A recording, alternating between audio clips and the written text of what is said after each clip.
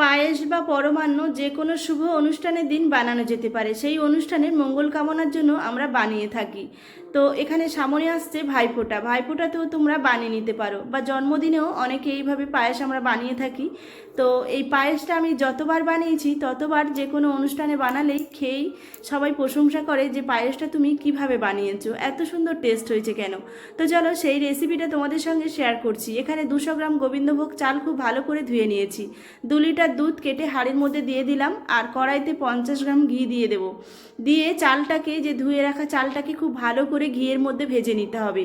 ভেজে নিলেই এইভাবে দেখবে চালটা খুব তাড়াতাড়ি সিদ্ধ হয়ে যায়, আর পায়েসের স্বাদ ও গন্ধ দুটোই কিন্তু দুর্দান্ত হয়। আর এইভাবে দেখবে হাঁড়ির যে পায়েস করি আমরা, যে কিছুতে যে কোনো জায়গাতে করলে তলায় কিন্তু লেগে যায়। এইভাবে ভেজে দিয়ে চালটা যদি পায়েস করা যায় তলাতে কিন্তু লেগে যায় না। এখানে 50 গ্রাম কাজু আর 50 গ্রাম কিশমিশ দিয়ে দিলাম, খুব ভালো করে ফুটিয়ে নেব। আর এই সময় দিয়ে দেব 2টো তেজপাতা, এর ফ্লেভারটা কিন্তু দুর্দান্ত হয়। তো দেখো চাল কত তাড়াতাড়ি সিদ্ধ হয়ে গেছে, একদম চালগুলো পুরো গলে গেছে। তো এইবারে দিয়ে দেব, চাল যখন গলে যাবে তখনই চিনি দিয়ে দিতে হবে। চাল যদি একটু আধা সিদ্ধ হয় তখনই চিনি দেবেন না, মিষ্টিতে চাল আর সিদ্ধ হবে না।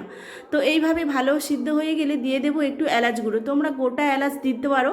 তো দেখো পায়েস একদম পুরোপুরি রেডি, চিনি দিয়ে 5 মিনিট ফুটিয়ে নেব, রেডি হয়ে যাবে আমার এই পায়েস বা পরমান্ন।